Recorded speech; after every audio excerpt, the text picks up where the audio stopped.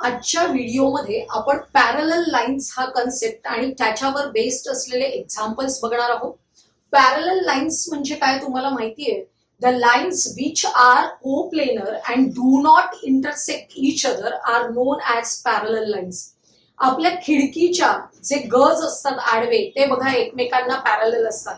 किंवा आपली ही पट्टी आहे, या पट्टीची वरची कडा खालची कडा एकमेकांना कशी आहे? पॅरलल आहे. फळ आहे, फळाची ही उभी कडा या बाजूची उभी कडा या दोन्ही कडा एकमेकांना पॅरलल आहे. तुम्हाला पॅरलल म्हणजे लक्षात आलं असेल ज्या लाईन्स एकाच प्लेन मध्ये असतात म्हणजेच एकाच प्रतलात असतात आणि एकमेकांना इंटरसेक्ट होत नाहीत, छेदत नाहीत कधीच, कितीही वाढवल्या तरी, अशा लाईन्सना काय म्हणतात? पॅरलल लाईन्स असं म्हणतात. आणि आपण याच्यामध्ये ट्रान्सव्हर्सल बघणार आहोत. ट्रान्सव्हर्सल म्हणजे काय?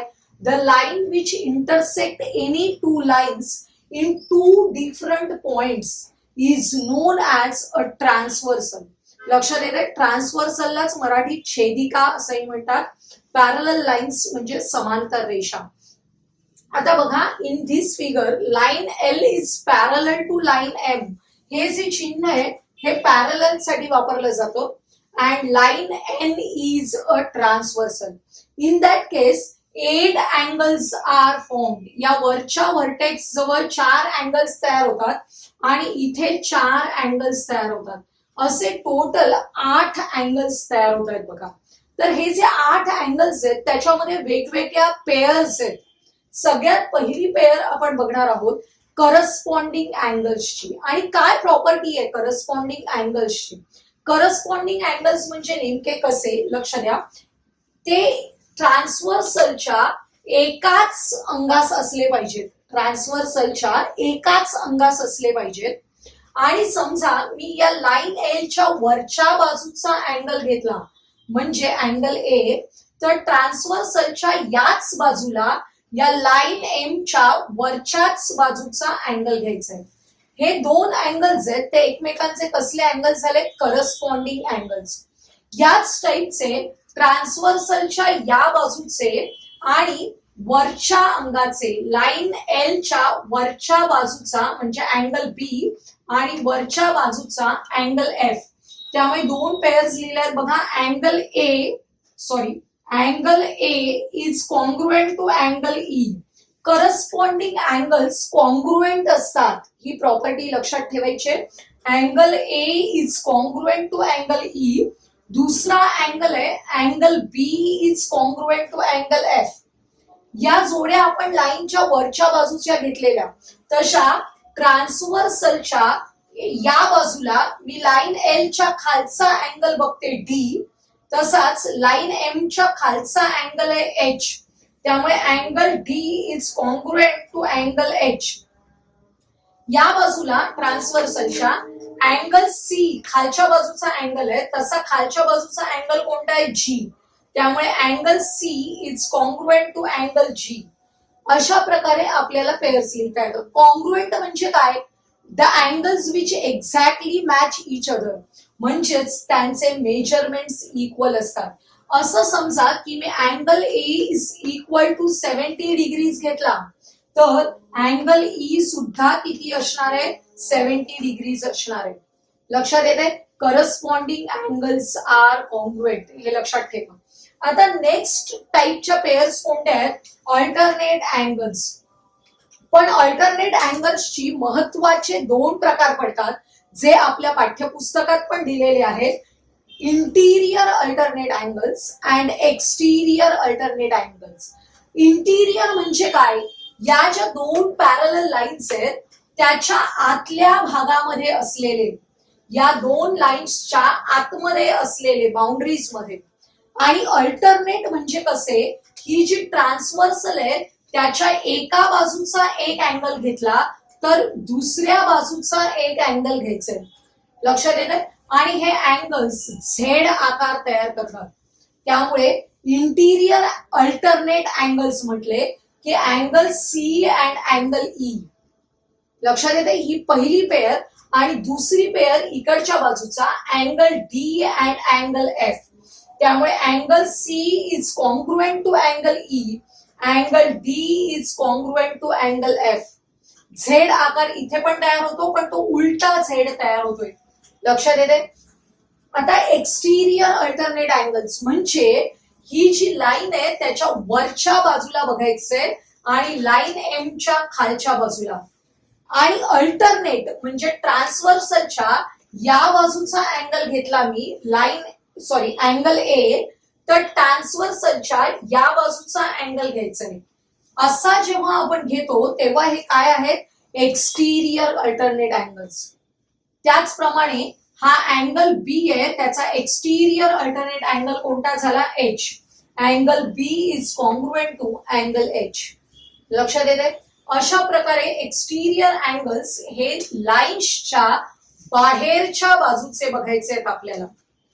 आता आपण थर्ड पेअर बघूया, इंटिरियर अँगल्स. जेव्हा नुसतं इंटिरियर अँगल्स लिहिलेलं असतं तेव्हा आपण या लाईन्सच्या आतल्या बाजूचे आणि ट्रान्सव्हर्सलच्या एकाच अंगाचे बघायचे. लक्षात येते. अल्टरनेटला आपण एका बाजूचा एक, दुसऱ्या बाजूचा एक बघत होतो. आता जेव्हा नुसतं इंटिरियर अँगल्स लिहिलेलं असतं तेव्हा आपल्याला ट्रान्सव्हर्सलच्या एकाच बाजूचे बघायचे आहेत आणि आतल्या बाजूचे. म्हणजे बघा, इकडे angle C and angle F आणि इकडे angle D and angle E. पण इंटिरियर अँगल्सची प्रॉपर्टी काय आहे, sum of the interior angles is equal to 180 degrees.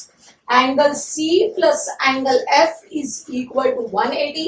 Angle D plus angle E is equal to 180. आणि सम 180 म्हणजेच ह्या अँगल्सना काय म्हणतात, supplementary angles of each other. म्हणजेच प्रॉपर्टी काय आहे, interior angles R supplementary angles of each other. सप्लिमेंटरीचा अर्थ काय, 180 ऍडिशन असणं.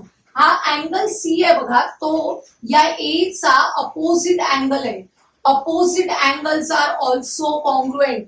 म्हणजे ए जर 70 असेल तर सी पण काय असणार आहे, 70. आणि या 70 चा एफ हा सप्लिमेंटरी अँगल आहे. म्हणजे ऍडिशन 180 आहे, तर एफ चं मेजरमेंट किती असायला पाहिजे, 110. लक्षात येते.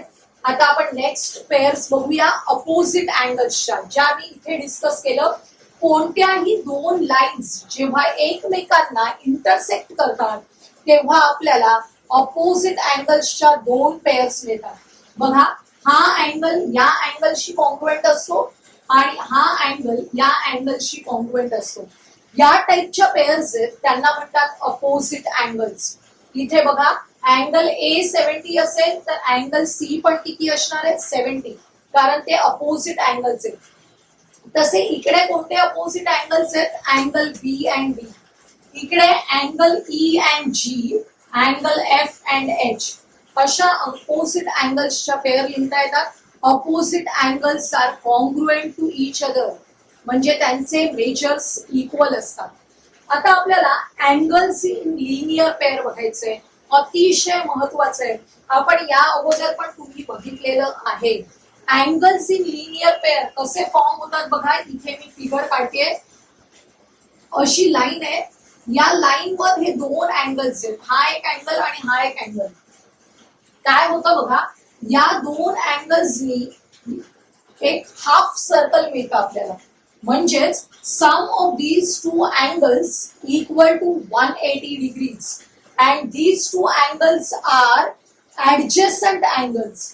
These two angles are adjacent angles. म्हणजे लिनियर पेअर्सचे अँगल्स इन लिनियर पेअर्स कोणाला म्हणायचं, angles which are adjacent to each other and they are supplementary. Supplementary म्हणजे काय, सम इज 180. हा जर 70 असेल तर हा किती असणार आहे, 110. असं रिलेशन या linear angles in linear pair मध्ये असतं. आता बघा, याच्यामध्ये आपण बघूया किती जोड्या मिळतात ते तुमच्या लक्षात येईल. हा अँगल बी आहे, अँगल ए आणि बी हाफ सर्कल तयार करतायत बघा. या दोघांचे ऍडिशन येणार आहे 180. Angle A plus angle B is equal to 180. Similarly आपण या बी पासून सुरुवात केलं तर angle B plus angle C काय होणार आहे 180. Angle C plus angle D 180 and angle D plus angle A also 180. म्हणजे 4 पेअर्स मिळतात आपल्याला या वरच्या ठिकाणी आणि अशा 4 पेअर्स इथे खाली मिळतात. बघा angle E plus F 180, angle F plus G 180, angle G plus H 180 आणि last pair angle H plus E 180. अशा प्रकारे आपल्याला टोटल 8 पेअर्स मिळतात अँगल्स इन लिनियर पेअरच्या. आपल्याला एक्झाम्पल सॉल्व्ह करण्यासाठी ही गोष्ट या अँगल्स इन लिनियर पेअर्सचा फार उपयोग होतो हे लक्षात घ्या. आता पॅरलल लाईनशी रिलेटेड जे महत्वाच्या अँगल्स आहेत जे आपण नव्याने शिकलो ते corresponding angles, alternate angles and interior angles. या 2 प्रकारचे अँगल्स आपण ऑलरेडी शिकलेलो होतो. अपोजिट अँगल्स म्हणजे मी तुम्हाला सांगितलं lines intersect each other then pairs of 2 opposite angles are form. 2 pairs तयार होतात अपोजिट अँगल्सच्या, 2 पेअर्स आर फॉर्म. आणि अँगल्स इन लिनियर पेअर या प्रकारे असतात की जे ऍडजस्टंट असतात आणि सप्लिमेंटरी टू ईच अदर असतात. क्वेश्चन नंबर 1 बघा. Line A B is parallel to line C D and line E F is a transversal. Angle E M B is equal to 40 degrees. आपल्याला काढायचंय D N F. कुठे शोधूया angle D N F या अँगलचं measurement काढायचंय. आपल्याला तोंडी काढायचंय. आपल्याला जेव्हा शाळेमध्ये हा प्रश्न येतो तेव्हा आपल्याला स्टेप बाय स्टेप सगळं लिहायचं असतं. आता आपल्याला लिहिण्याची गरज नाही, पटपट आपण काढू शकतो. बघा हा जो 40 अँगल आहे त्याचा हा करस्पॉन्डिंग अँगल आहे वरचा. हा 40 असेल तर करस्पॉन्डिंग अँगल त्याचा किती असणार आहे 40 असणार आहे. आणि तुमच्या लक्षात येते हे 2 अँगल्स हे काय आहेत अँगल्स इन लिनियर पेअर. म्हणजे sum of these 2 angles equal to 180. जर हा 40 असेल तर हा किती असला पाहिजे 140 डिग्रीज. म्हणजेच आपल्याला यातला correct alternative D N F च्या मेजरमेंट साठी आहे 140 डिग्रीज. आणखी एक गोष्ट तुम्हाला या प्रश्नाच्या अनुषंगाने सांगून ठेवते की अशा प्रकारची फिगर असते 2 पॅरलल लाईन्स अँड ट्रान्सव्हर्सल. तेव्हा यामध्ये फक्त 2च अँगल्स असतात. यातले 4 अँगल्स 40 चे असतात आणि 4 अँगल्स 140 चे.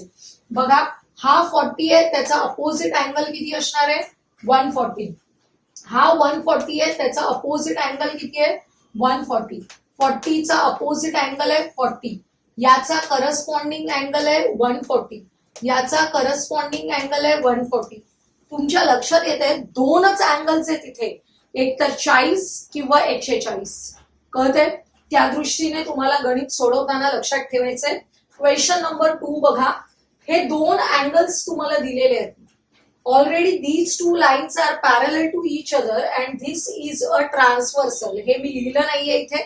आणि हे 2 अँगल्स तुम्हाला दिलेले आहेत. Then find angle R B N. हा शोधून ठेवूया आपण कुठे अँगल आर बी एन या अँगलचं मेजरमेंट काढायचंय.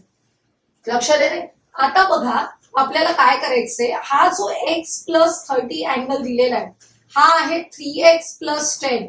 याच्या अपोजिट अँगल किती असणार आहे 3x प्लस 10. आपण सांगितलं अपोजिट अँगल्स आर कॉन्ग्रुएंट. म्हणजे हा 3x प्लस 10 असेल तर हा सुद्धा 3x प्लस 10 आहे.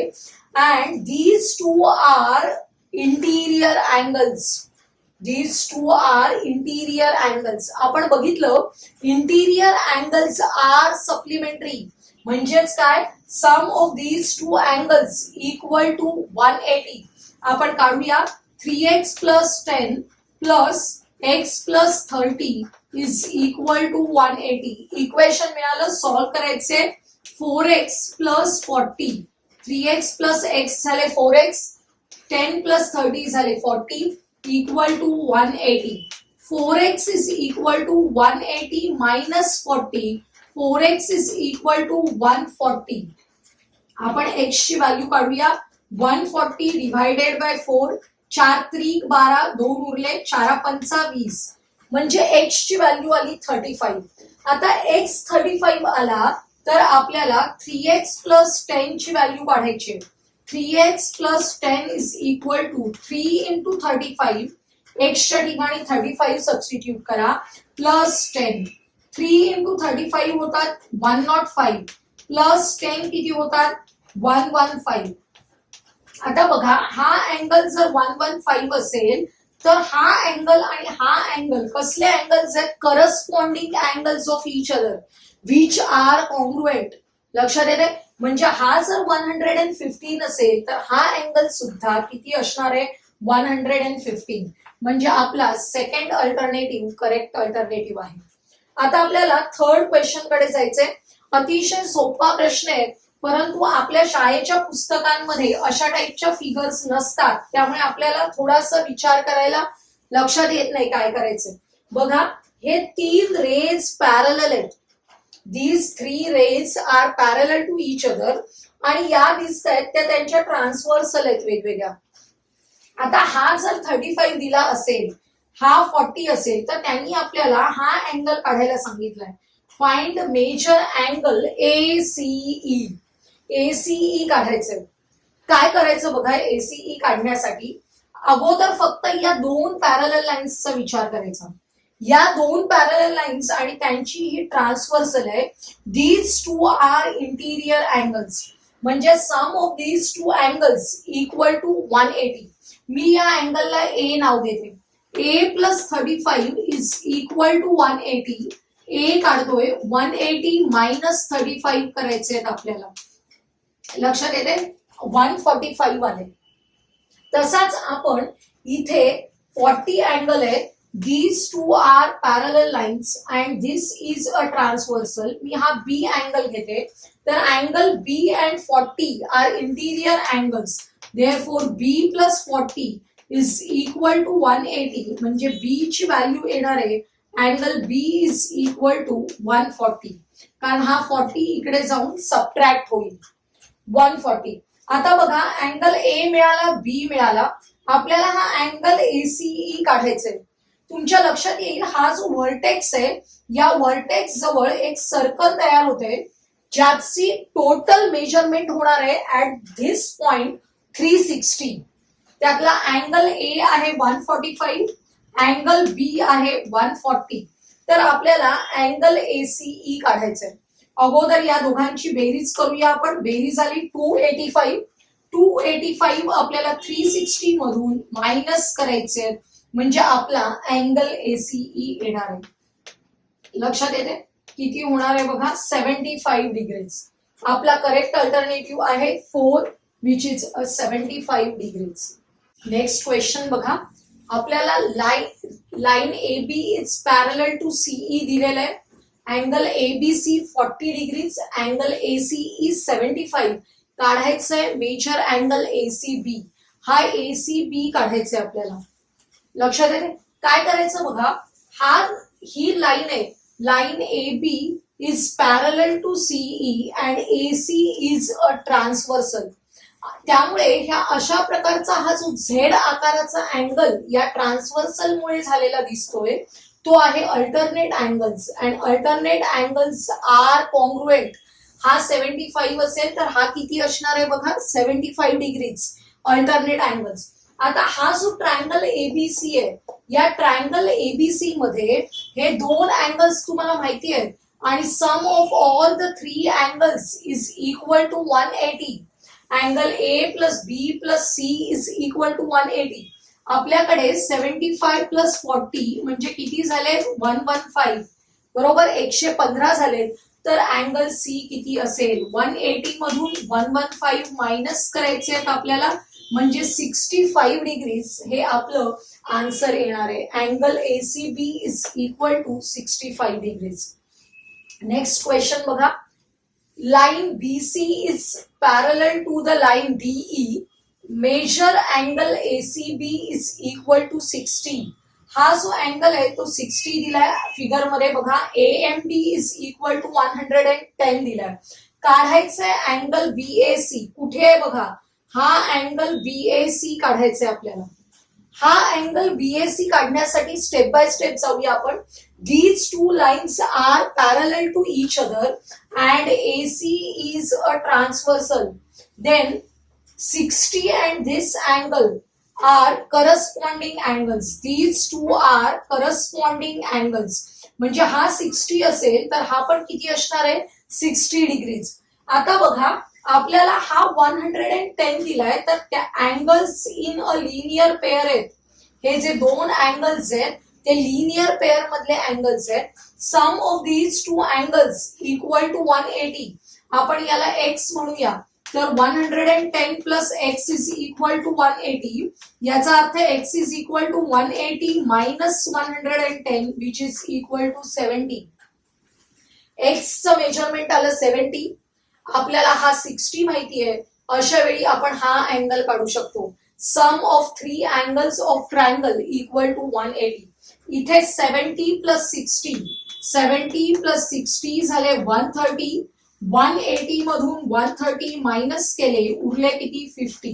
म्हणजे angle BAC is equal to 50 degrees. Third alternative correct alternative आहे. क्वेश्चन नंबर 6 कडे जायचंय. या टाईपची फिगर बऱ्याच वेळा विचारली जाते. प्रश्न कॉमन असतो. लक्षात घ्या काय करायचंय. याच्यामध्ये line P Q is parallel to R S and X Y is a transversal सांगितलंय. आणि या फिगर मध्ये दाखवल्याप्रमाणे ray A M and ray B M are angle bisectors of these two angles. Angle bisectors आहेत ते. लक्षात येते. आपल्याला या अँगल ए एम बी चं मेजरमेंट विचारलेलं आहे. अतिशय सोपं आहे. हा अँगल ए आणि हा वरचा अँगल बी हे दोन कसले अँगल्स आहेत interior angles. Sum of these two angles equal to 180 degrees. आपण इथे समान असलेले जे अँगल आहेत जे मी झिरोने दाखवलेले सॉरी फुल्ली गोळ्याने दाखवलेले ते आता एक्स ने दाखवले.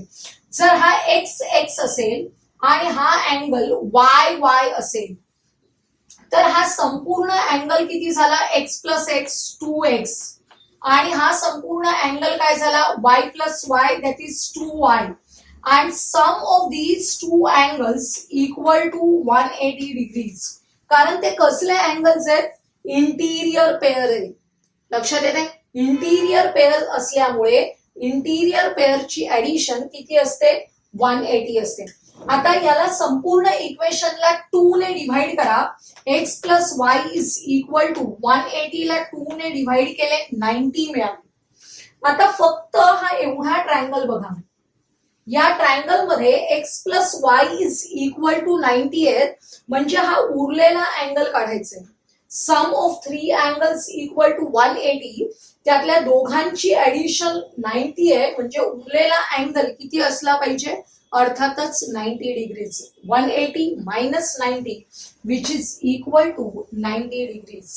पॅरलल लाईन्सशी रिलेटेड एक वेगळी प्रॉपर्टी आपण शिकणार आहोत. Property of intercepts made by three parallel lines and their transversals. बघा 3 पॅरलल लाईन्स आहेत. Line L is parallel to M is parallel to N and line X and Y are transversals. In that case intercept या शब्दाचा अर्थ काय. ही जी transversal आहे ती या दोन पॅरलल लाईन्सना जेव्हा इंटरसेक्ट करते तेव्हा segment A B and segment B C हे जे तयार होतात त्यांना म्हणतात इंटरसेप्ट्स. या लाईनवरचे इंटरसेप्ट्स कोणते आहेत P Q and Q R. या इंटरसेप्टशी रिलेटेड प्रॉपर्टी आहे. काय प्रॉपर्टी आहे. Ratio of the two intercepts on line X is equal to the ratio of the two intercepts on line Y. म्हणजेच A B upon B C is equal to P Q upon Q R. लक्षात येते. या एका लाईनवर तयार झालेल्या इंटरसेप्टचा ratio या दुसऱ्या लाईनवर तयार झालेल्या इंटरसेप्टच्या रेशो एवढाच असतो इक्वल असतो. आता आपण 2 एक्झाम्पल बघूया अतिशय महत्वाचे. बघा if point B is the mid point of A C. मी याच फिगर मध्ये समजा म्हटलं की point B is the mid point of A C. याचाच अर्थ काय झाला A B upon B C हा रेशो किती झाला 1, कारण मिड पॉइंट म्हणजे A B is equal to B C, म्हणजे A B upon B C ratio होणार 1. याचाच अर्थ P Q upon Q R हा रेशो पण किती असला पाहिजे 1.